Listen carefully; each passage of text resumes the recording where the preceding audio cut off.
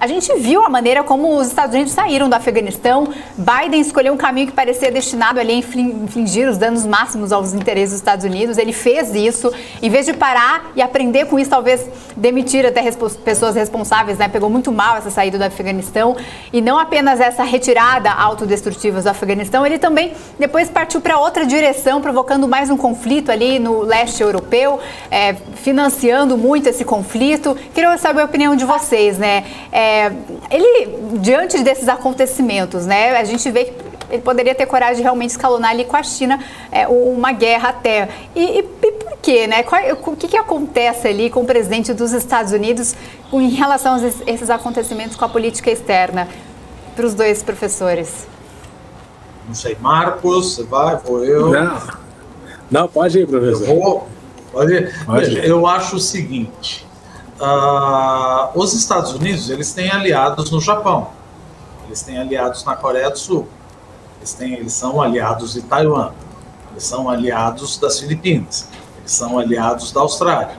Se, por um acaso, ocorrer uma invasão de Taiwan pelos chineses e os Estados Unidos não responderem, imagina como se sentiriam os sul-coreanos.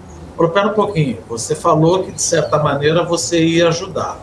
Eu estou aqui a 200 quilômetros em cima da minha cabeça, o Kim Jong-un lançando bombas nucleares, ogivas, mísseis balísticos em cima do Japão, e que ele pode lançar, não precisa nem míssil balístico. Posso ou não posso confiar nos Estados Unidos em caso de um ataque? Então, usando uma linguagem coloquial, Estados Unidos, você vai roer corda mesmo com os teus aliados aqui na Ásia? É isso que eu estou entendendo? Isso certamente daria mais força para a Coreia do Norte. A Coreia do Norte, veja, a Coreia do Norte e a Coreia do Sul ainda estão em guerra. Não foi feito nenhuma declaração de paz. Eles estão no armistício, depuseram as armas.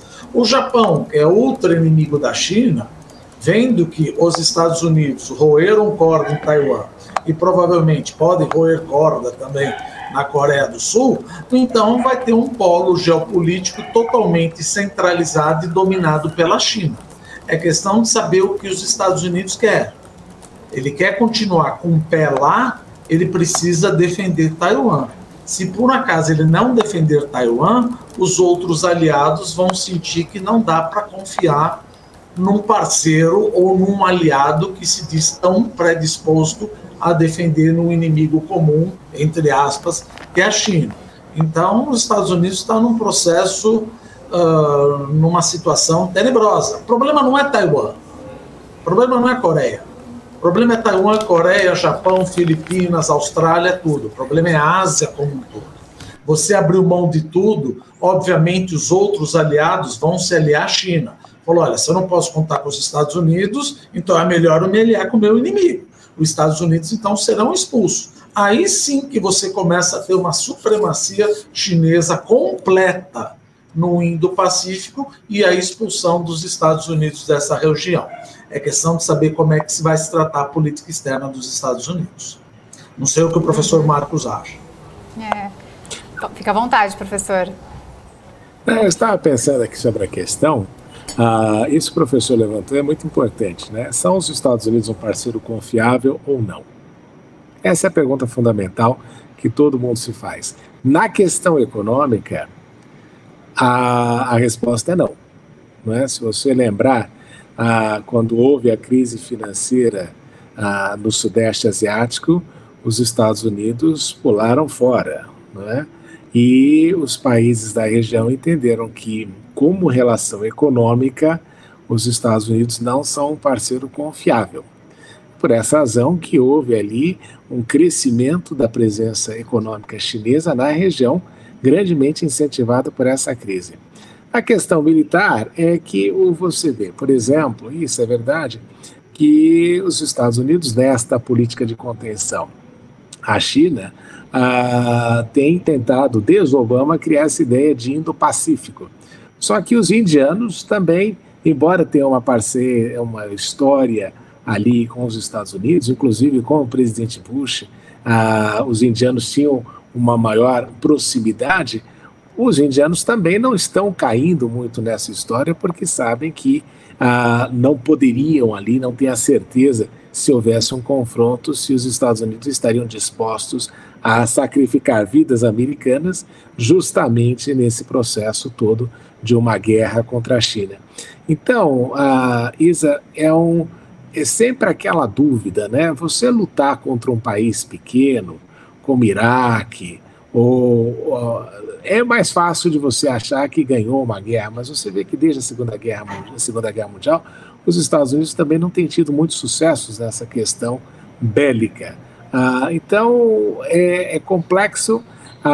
Você tem esta movimentação do xadrez internacional, a ideia é de conter a China em todos os fóruns que for possível, só que os chineses, neste sentido, têm tido a sabedoria de não cair, não é, nas cascas de banana que tem sido colocada pelos Estados Unidos ao longo desses 20 anos em que a China começou a ascender aí mais em maior relevância internacionalmente. Agora, o presidente Biden, voltando aí à questão que você falou, ele não é um presidente forte, não é? Ele tem se mostrado aí um presidente muito aquém das expectativas daquele presidente que queria unir o país, queria levar uma grande mudança. O que a gente notou é que mudou talvez um pouquinho na forma, mas o conteúdo dele com relação às políticas do presidente Trump são muito próximas, e o que ele faz também é um pouco parecido até com o que o Clinton fazia quando era presidente. Toda vez que tinha uma crise doméstica, ele recorria à questão internacional para revigorar aí o partido, o nacionalismo, toda uma série de coisas que vem em razão disso.